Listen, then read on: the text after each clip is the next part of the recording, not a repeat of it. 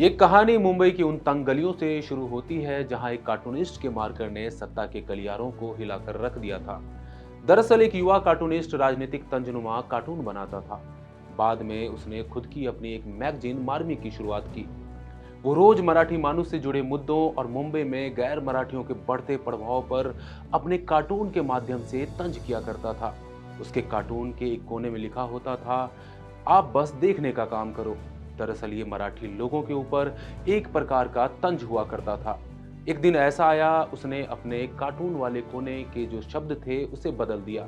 अब उसके शब्द थे, देखो नहीं अब लड़ो। ये वही मौका था जब शिवाजी पार्क में उसके एक ऐलान पर भारी भीड़ इकट्ठा हो गई थी।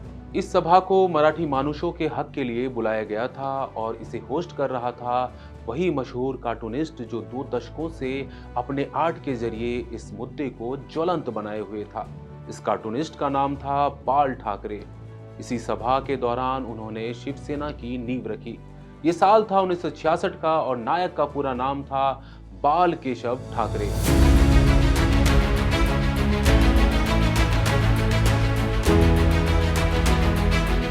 ये कहानी है उस परिवार की जिसके मातोश्री निवास से कभी महाराष्ट्र की सरकारें तय होती थीं। ये सफर है 3 पीढ़ियों का, जहां पहली पीढ़ी ने महाराष्ट्र राज्य को एकीकृत करने और उसे शक्ल देने के लिए आंदोलन चलाया।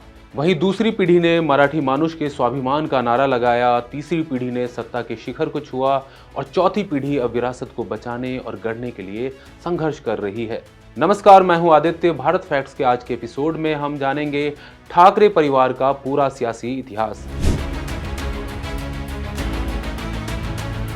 दरअसल उद्धव और राज ठाकरे के दादा और बाल ठाकरे के पिता प्रबोधनकार ठाकरे ने अपनी किताब में दावा किया है कि उनके पूर्वज बिहार से थे।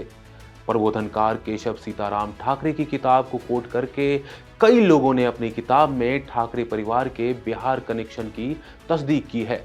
पत्रकार धवल कुलकर्णी ने भी अपनी किताब में इस बात का जिक्र किया है कि उनकी किताब का नाम the cousins Thackeray Uddhav Raj and shadow of their Senas है। इस किताब में भी प्रबोधनकार ठाकरे की किताब ग्रामंच सिद्धांत इतिहास अरहत नौकर शाही बंदे को कोट किया गया है। हिंदी में इसका अर्थ है ग्राम विवादों और नौकरशाही के विद्रोह का इतिहास। इसमें भी लिखा गया है कि ठाकरे वंश की जड़ें बिहार से हैं। ठाकरे परिवार का नाता कायस्थ समुदाय से है, जिसका पूरा नाम चंद्रसेनीय कायस्थ प्रभु यानी CKP है। प्रबोधनकार ठाकरे की किताब के अनुसार ठाकरे परिवार ने ईसा से 3 या 4 सदी पहले बिहार के मगध से पलायन किया था।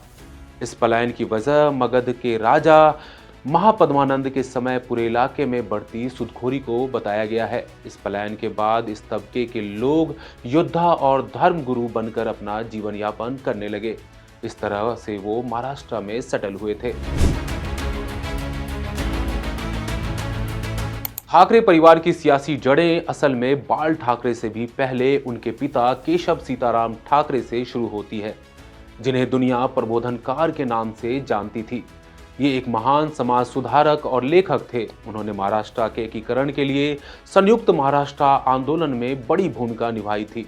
वो 40 और 50 के दशक में इस आंदोलन के नायक रहे थे। साथ ही उन्होंने समाज में जातिवाद के खिलाफ और दलित पिछड़े के अधिकारों की भी बड़ी लड़ाई लड़ी थी। उन्होंने ही बाल ठाकरे के भीतर सियासी और सामाजिक चेतना जगाने का काम किया था।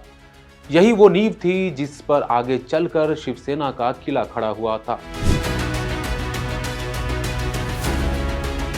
1960 के दशक में मुंबई का नजारा बदल रहा था। दक्षिण भारतीयों के बढ़ते प्रभाव के बीच मराठी युवाओं को लगा कि उनकी अपनी जमीन पर उनकी उपेक्षा हो रही है। इसी आक्रोश को स्वर दिया बाला साहब ठाकरे ने। 19 जून 1966 को उन्होंने शिवसेना को स्थापित किया।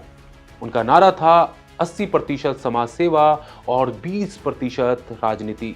बाल ठाकरे का व्यक्तित्व ऐसा था कि वे बिना किसी संवैधानिक पद पर रहे ही महाराष्ट्र के सम्राट बने रहे। उन्होंने हिंदू हृदय सम्राट की छवि अपनाई और 1995 में पहली बार महाराष्ट्र में भाजपा शिवसेना की सरकार बनाई।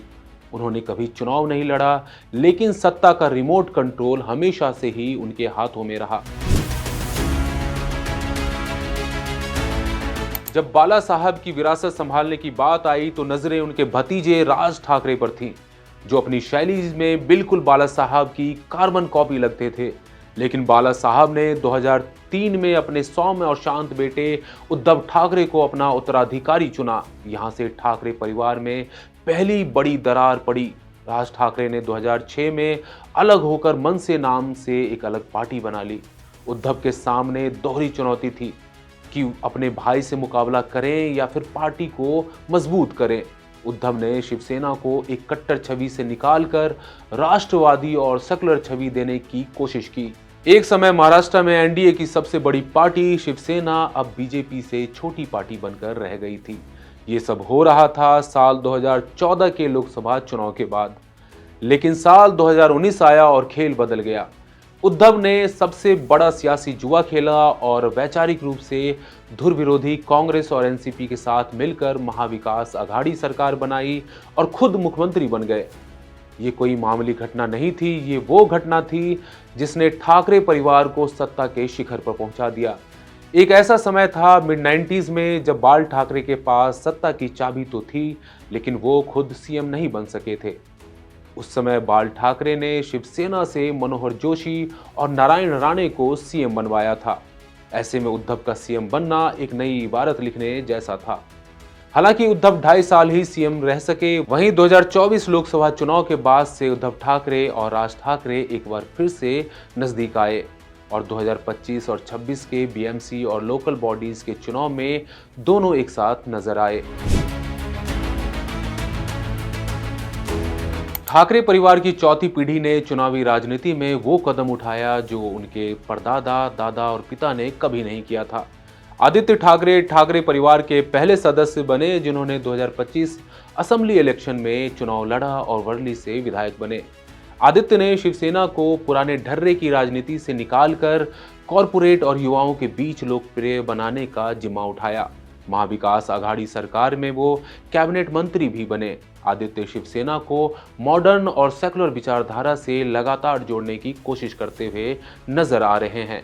वहीं राज ठाकरे के बेटे और मनसे के नेता अमित ठाकरे को 2025 के विधानसभा चुनाव में भारी शिकस्त का सामना करना पड़ा।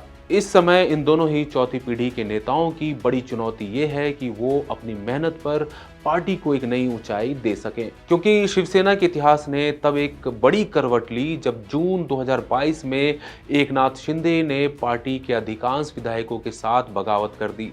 नतीजा ये हुआ कि शिवसेना दो फाड़ हो गई। इससे न केवल उद्धव की सरकार गिरी बल्कि ठाकरे परिवार से शिवसेना का नाम और धनुष बाण का प्रतीक भी छिन गया। इस समय जो शिवसेना आदित्य ठाकरे के पास है उसका नाम शिवसेना यूबीटी है, यानी शिवसेना उद्धव भाऊ ठाकरे। ठाकरे परिवार का इतिहास सिर्फ एक परिवार की कहानी नहीं है बल्कि ये महाराष्ट्र के सियासी सफर की भी कहानी है। 4 पीढ़ियों में इस परिवार ने राजा बनाने वाले किंग मेकर से लेकर खुद किंग बनने तक का सफर तय किया है। आज भले ही पार्टी में टूट हो चुकी है, लेकिन महाराष्ट्र की राजनीति में ठाकरे ब्रांड की ताकत को नकारा नहीं जा सकता है। आने वाला समय तय करेगा कि चौथी और आने वाली 5वीं पीढ़ी मिलकर बाला साहब के इस किले को कितना मजबूत करेगी, जिसे पिछली पीढ़ियों ने बड़ी शिद्दत के साथ तामीर की है। आज के एपिसोड में बस इतना ही। देखते रहिए India.com। शुक्रिया।